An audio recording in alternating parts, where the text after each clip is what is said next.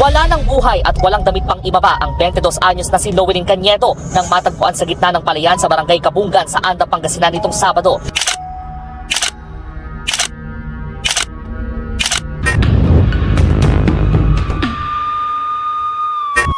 Iba na talaga ang takbo ng mundo ngayon. Hindi na naiiwasan ang iba't ibang krimen na nadidinig sa balita o iba't ibang social media. Nasa loob man o labas ng bahay, nasa lugar man na ating tinitirhan o wala, ay nagaganap talaga ang krimen kahit saan. Kagaya na lamang ng ating tatalakayin ngayon tungkol sa isang dalaga na kamakailan lamang ay pinatay at hinihinalaang ginalaw pa. Sabay-sabay nating alamin ang nangyari sa dalagang ito sa probinsya ng Pangasinan na nakita sa may palayan. Walang saplot at talaga namang karumal-dumal ang nangyari.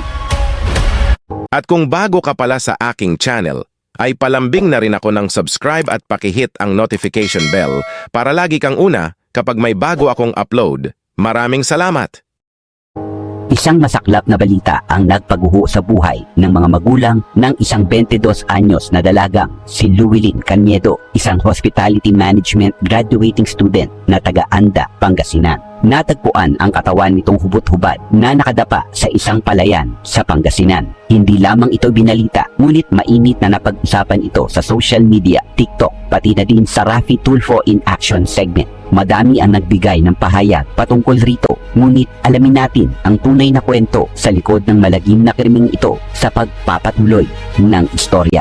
Ayon sa mga magulang ng dalaga, nagpaalam ang kanilang anak na pupunta lamang sa isang kaibigan at wala rin daw itong binigay na rason dahil palagi naman daw ginagawa ito o pangkaraniwan na ginagawa ng dalaga at hindi rin naman bago sa kanilang pagkakakilala. Ang kaibigan tinutukoy ng anak nila ay pinayagan nila ito. Wala namang sinabing dahilan, ngunit pinayagan pa rin nila ang anak na tumuloy upang puntahan nito ang sariling kaibigan na si Rovi. Ngunit lingid sa kaalaman nila na ito na pala ang huling pag-uusap nila sa kanilang anak. Sabi pa ng magulang, wala raw kasintahan ng anak nila dahil mahilig daw itong mag-aral at ni minsan ay hindi raw ito nagsinungaling sa kanila. Ngunit ayon sa investigasyon ay napag-alaman ng mga operatiba na may boyfriend daw ito na nagngangalang RB na huling kasama nito ng gabing pinatay at ginalaw ang dalaga. Base sa Raffy Tulfo in Action ay dito na nakausap ang boyfriend ni Llewellyn na si RB at ayon sa kanya ay wala raw siyang alam kung anong nangyari pagkatapos nitong mga bandang alas 12 ng gabi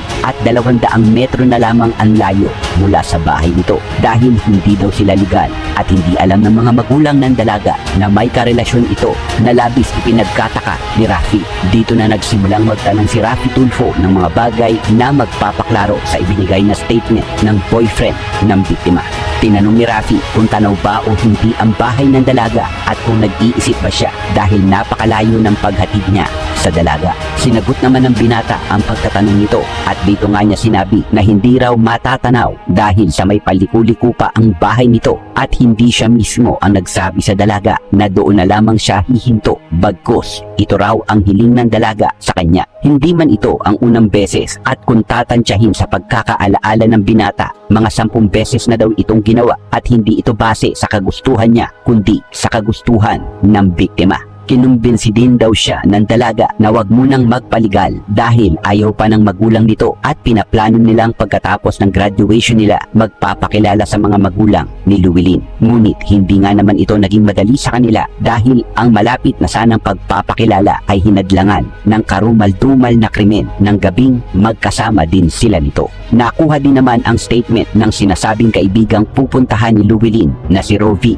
at ayon dito walang pagsisinungaling na ginawa ang dalaga at talagang pinuntahan siya nito sa kanilang bahay dahil nagyayaya ito na mag-inuman kasama ang pinsan ni Rovi na si Gerald. Ayon kay Rovi na si Llewellyn daw ang mismo nag-aya na sa bahay ng pinsan na lamang ni Rovi mag-inuman. Wala daw silang pinag-usapang kakaiba at nakakapagtaka na maaaring magbigay ng paghihinala kay Rovi para sa pinsan nitong si Gerald. Sinagot din ni Rovi ang mga tanong ni Raffy kagaya nga kung may napapansin siyang kakaiba na hindi naman daw napansin ni Rovi. Ilang beses namang kinumpirma ng kaibigan ng biktima na si Rovi na walang naipukwento ang dalaga na may iba pang nanliligaw sa kanya kahit pamansaan at hindi rin daw nagkukwento ang kanyang pinsan na nagkakagusto siya o may interes siya sa dalaga. Kaya wala siyang masasabing anong kwento dahil wala naman daw nabanggit si Llewellyn.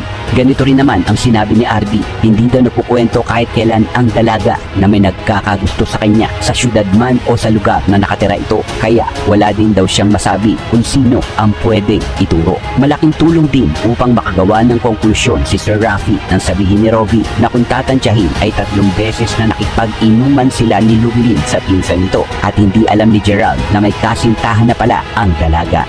Nalaman na lamang ni Gerald na may kasintahan ito nang gabi ding sinundo ni RB si Llewellyn. Ayon pa kay Robby ay talagang close kahit papaano ang biktima at pinsan niya. Pinatulan niya din ang pagre-rate na hinihingi ni Sir Rafi at sinabi niyang 8 ang ire-rate niya sa closeness ng dalawa. Pagkatapos daw noon ay di rin ilang saglit ay sinundo ni RB ang dalaga para ihatid pa uwi dahil gabi na daw at dito nga lumabas mula sa bahay ni Gerard ang 3 at naghiwalay na lamang dahil ihahatid ni RB ang dalaga.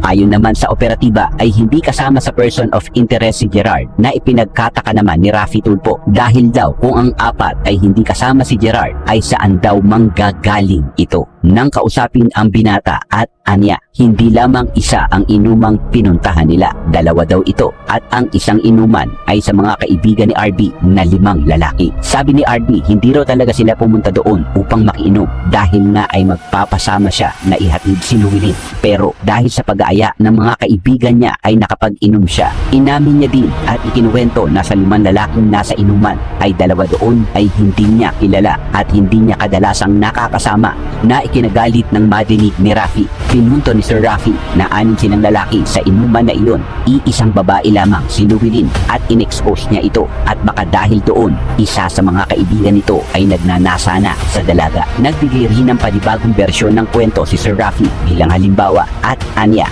kung paanong malasing daw at makatulog si RB, baka hinalay daw mismo sa harapan niya ang dalaga habang wala siya sa katinuan. Giit naman ni RB, hindi raw niya gustong magtagal noon at naihatid naman niya ng tuluyan ang dalaga. Gusto nga niya daw ito na ihatid dahil lasing ito at liku-liku pa bago makarating sa bahay nito. Ngunit katulad ng dati ay pinigilan siya nito dahil baka raw makita ng magulang. Ngayon, dahil sa paghinala ni Rafi ay nag-request siya sa Colonel na idagdag sa person of interest ang mga kaibigan ni RB pati na rin si Gerard dahil maaaring makatulong at mas malaman kung sino ang salarin. Ayon naman sa mga pag-iimbestiga ay posible daw na ginahasa ang dalaga at pinatay ng gamit na malaki na pwedeng ipukpok sa ulo nito dahil sa malaking sugat na meron ito. Hindi rin sila nakakita ng bakas na doon iniligpit sa palayan ang biktima at hinala nila ay binuhat ito papuntang palayan. Nakita rin daw na namamaga ang pagkababae nito kung kaya posibleng ginalaw ang dalaga.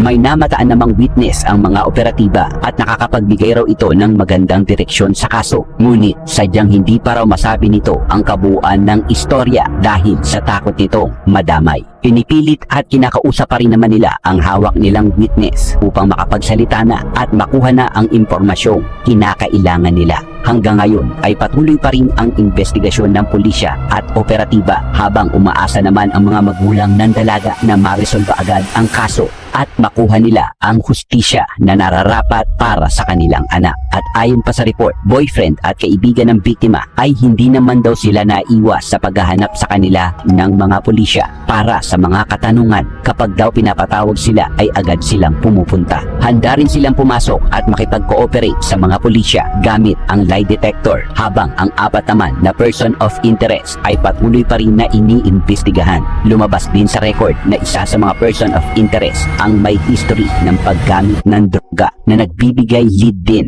upang maresolba ang kaso. Sa ngayon ay pinaghihigpitan ng mga pulisya ang mga ito at minomonitor ng maigi upang hindi sila magkaroon ng pagkakataon na makatakas o magbalak na tumakas mula sa pulisya. Pinapakita naman ng mga investigador ang paggalaw nila at mabilis na pagresolba sa kaso ni Llewellyn upang malaman kung sino nga ba ang tunay na salarin.